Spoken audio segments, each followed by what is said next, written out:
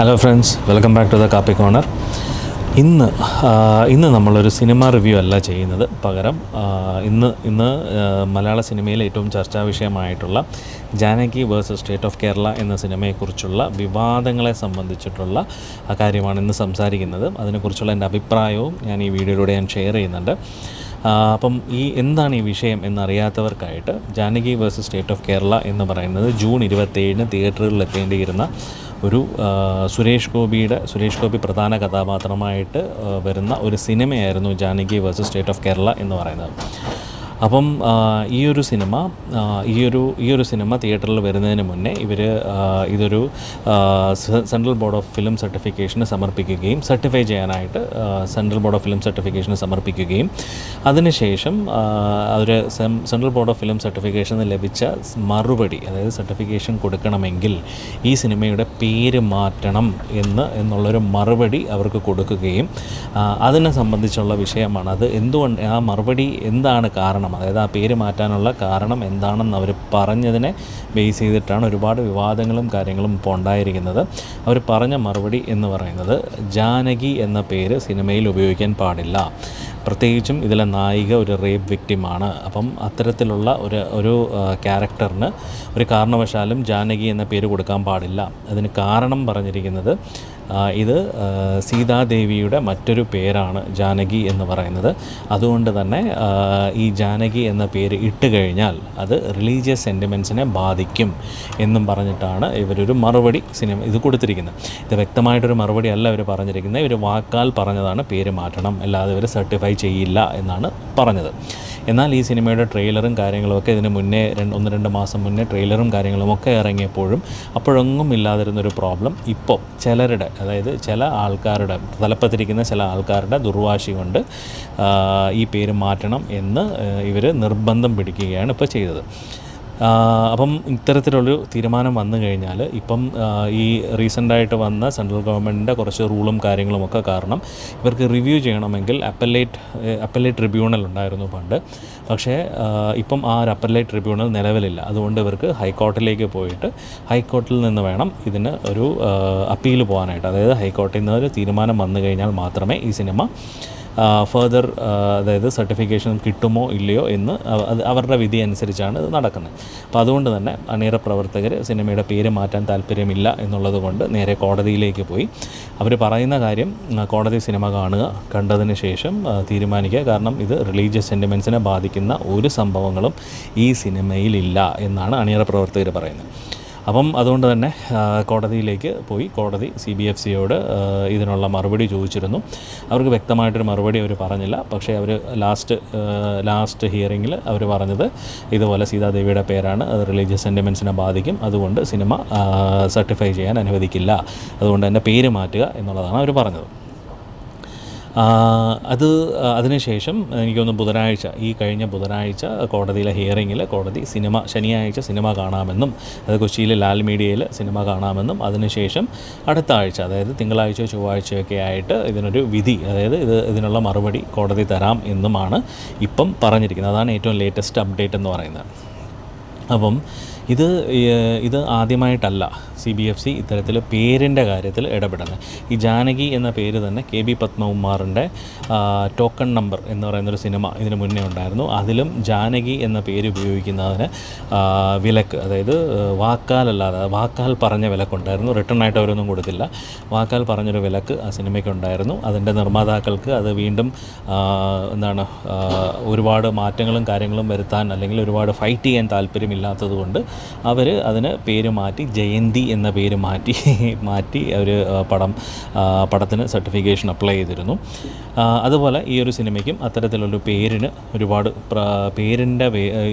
ദൈവത്തിൻ്റെ പേരുമായിട്ട് ബന്ധമുണ്ട് എന്നുള്ള രീതിയിലാണ് ഈ സിനിമയുടെ പേരിന് വിവാദമായിരിക്കുന്നത്. ഇതിന് മുന്നേയും മറ്റ് മലയാള സിനിമ, അതായത് എനിക്ക് സനൽകുമാർ ശശിധരൻ്റെ ഒരു സെക്സി ദുർഗ എന്ന് പറയുന്നൊരു സിനിമ ഉണ്ടായിരുന്നു. ആ സിനിമയ്ക്കും ഇതുപോലെ കുറച്ച് പ്രശ്നങ്ങളുണ്ടായി. ഇന്ത്യയിൽ റിലീസ് ചെയ്യണമെങ്കിൽ അതിന് സെക്സി ദുർഗ എന്ന പേര് കൊടുക്കാൻ പാടില്ല എന്നും പറഞ്ഞിട്ട് അവർ ദുർഗ എന്ന പേരിലാണ് സിനിമ ഇന്ത്യയിൽ തിയേറ്ററുകളിൽ റിലീസ് ചെയ്തത്.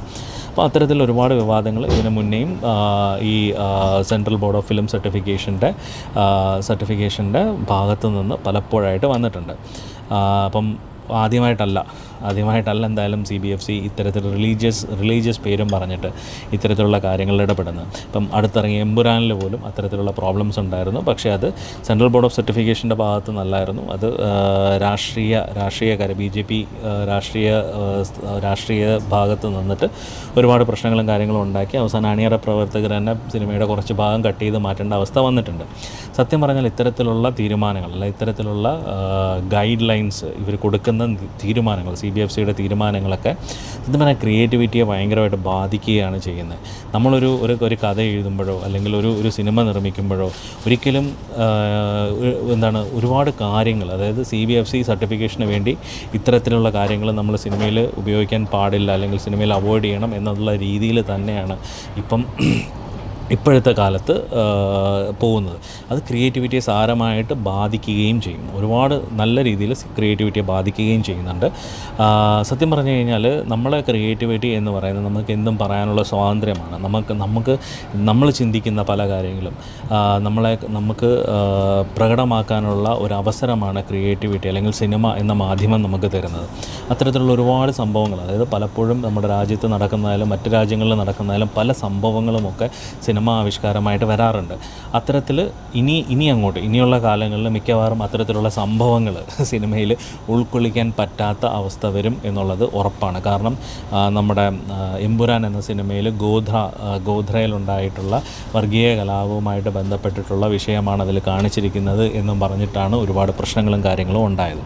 അതുപോലെ ഭാവിയിൽ ഇത്തരത്തിലുള്ള കാര്യങ്ങൾ നമ്മുടെ സിനിമയിൽ ഉപയോഗിക്കാനോ അല്ലെങ്കിൽ ദൈവങ്ങളുടെ പേരുള്ള ആൾക്കാർ, അതായത് ഇപ്പം ജാനകി മാത്രമല്ല, നമുക്ക് കൃഷ്ണൻ എന്നായാലും സീത എന്നായാലും അതുപോലെ രാമൻ എന്നായാലും മുഹമ്മദ് എന്നായാലും ഇതൊന്നും ഒരു സിനിമയിലും ഉപയോഗിക്കാൻ പറ്റില്ല. ഇതിന് മുന്നേ എനിക്കൊന്ന് മലയാളത്തിൽ മറ്റൊരു സിനിമയും കൂടെ ഉണ്ടായിരുന്നു.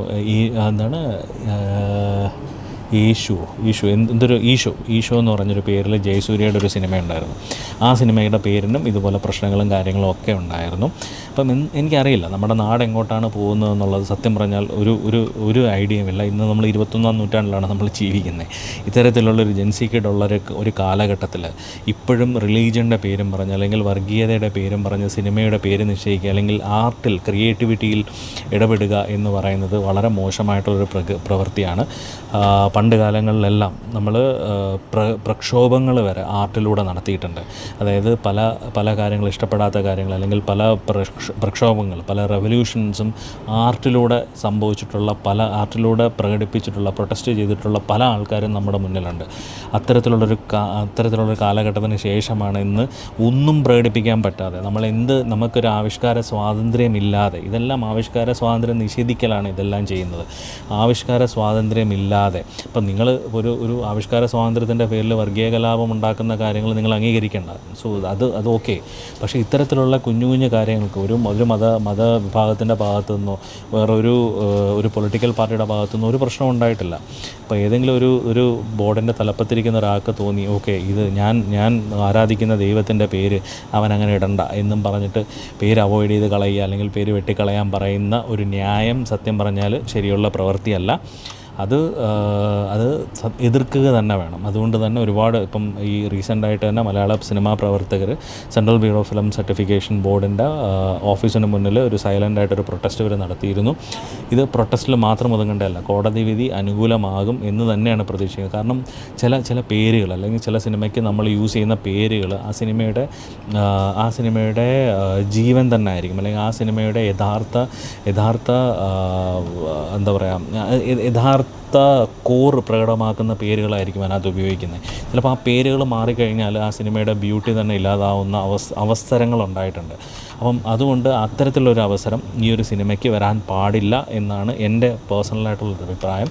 അതുപോലെ സത്യം പറഞ്ഞു കഴിഞ്ഞാൽ ഈ സിനിമ ട്രെയിലറും കാര്യങ്ങളൊക്കെ ഇറങ്ങിയപ്പോൾ അധികം ആൾക്കാർക്ക് ആർക്കും അറിയില്ലായിരുന്നു ഈ സിനിമയെക്കുറിച്ച്. പക്ഷേ ഇപ്പം ഈ ഒരു വിവാദം ഉണ്ടായതോടുകൂടി സിനിമയ്ക്ക് ആവശ്യത്തിലധികം പ്രൊമോഷനും അവർ അധികം പൈസ ഇറക്കാതെ തന്നെ ആവശ്യത്തിലധികം പ്രൊമോഷനും അവർക്ക് കിട്ടിയിട്ടുണ്ട് എന്നുള്ളത് സത്യമാണ്. അപ്പോൾ എന്തായാലും ഈ വിഷയത്തിൻ്റെ ഒരു എന്താ പറയുക, ഒരു അവസാന തീരുമാനം ഉടനെ ഉണ്ടാവും, അടുത്ത ആഴ്ച തന്നെ ഉണ്ടാകും എന്ന് പ്രതീക്ഷിക്കുന്നു. കാരണം സിനിമ അത്രമാത്രം ലേറ്റാകും തോറും അത്രമാത്രം സാമ്പത്തിക നഷ്ടം ആ പ്രൊഡ്യൂസർക്ക് ഉണ്ടാകുന്നുണ്ട്. അപ്പം അതിനോടനുബന്ധിച്ച് നിൽക്കുന്ന ആൾക്കാർക്കും അത്രമാത്രം സാമ്പത്തിക നഷ്ടങ്ങളുണ്ടാകും. കാരണം ഒരു സിനിമ ലേറ്റായി തിയേറ്ററിൽ വരാൻ ലേറ്റായി കഴിഞ്ഞാൽ അതിൻ്റെ OTT ചാർട്ടിങ് ലേറ്റാവും, എല്ലാം മൊത്തത്തിൽ ബുദ്ധിമുട്ടാകും. അപ്പോൾ അതുകൊണ്ട് ആ സിനിമ എത്രയും പെട്ടെന്ന് അതിന് പിന്നിലുള്ള വിവാദങ്ങൾ ഒഴിഞ്ഞിട്ട് അത് തിയേറ്ററിലെത്തട്ടെ എന്ന് പ്രതീക്ഷിക്കുന്നു. അപ്പം മറ്റൊരു വിശേഷവുമായിട്ട് നമുക്ക് വീണ്ടും മറ്റൊരു വീഡിയോയിൽ കാണാം. അതുവരേക്കും ബൈ.